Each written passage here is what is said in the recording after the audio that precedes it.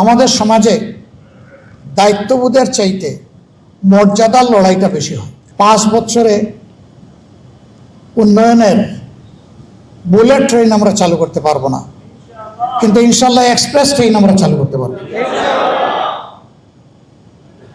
এক সময় বুলেট ট্রেনও চালু হবে ইনশাল্লাহ।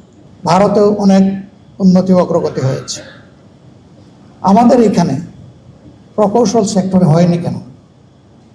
3 কারণে। প্রথমে ইন্টেনশনের অভাব বা প্ল্যানের অভাব, দ্বিতীয়ত পৃষ্ঠপোষকতা অথবা সাপোর্টের অভাব, তৃতীয়ত ভিশনের অভাব, চতুর্থত কারেজের অভাব, পঞ্চম হচ্ছে এফোর্টের অভাব। এই 5 অভাবের কারণে আমরা পিছিয়ে পড়ে আছি। আমরা এই গুণে ধরা বাংলাদেশ ইনশাআল্লাহ বদলাতে চাই এবং জনগণের সহযোগিতা পেলে, আল্লাহ তাআলার আসমানি সাহায্য পেলে ইনশাআল্লাহ এটা সম্ভব। আমরা বিশ্বাস করি 5 বছরে উন্নয়নের বুলেট ট্রেন আমরা চালু করতে পারবো না, কিন্তু ইনশাআল্লাহ এক্সপ্রেস ট্রেন আমরা চালু করতে পারবো। এক সময় বুলেট ট্রেনও চালু হবে ইনশাআল্লাহ। ইনার্শিয়া অফ মোশনে তখন সিভিলাইজেশন সামনের দিকে চলতে থাকবে আল্লাহ চাইলে।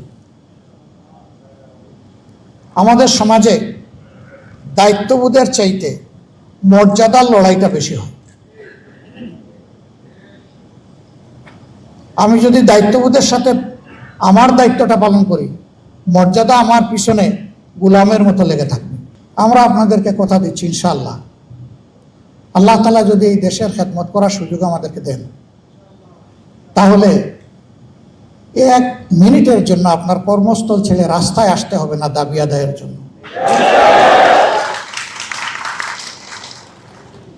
ইনসাফের ভিত্তিতে যার যেটা পাওনা সেটা তার হাতে তুলে দেওয়া হবে।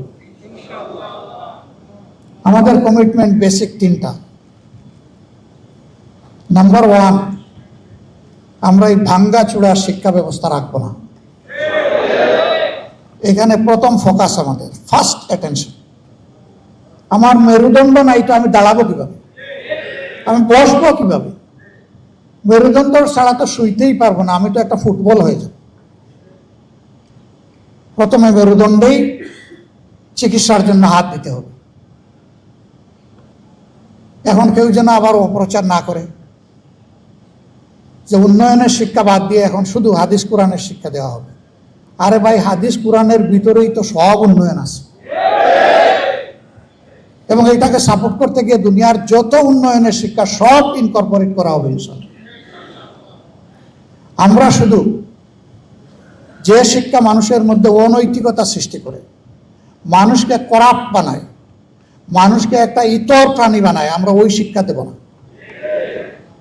মানুষকে যে শিক্ষা মানুষ বানায়, যে শিক্ষা প্রত্যেকটা মানুষকে সম্মান করতে শেখায়, মর্যাদা দিতে শেখায়, আমরা ইনশাআল্লাহ সেই শিক্ষাটাই আমাদের ছেলে মেয়েদের হাতে তুলে দেব।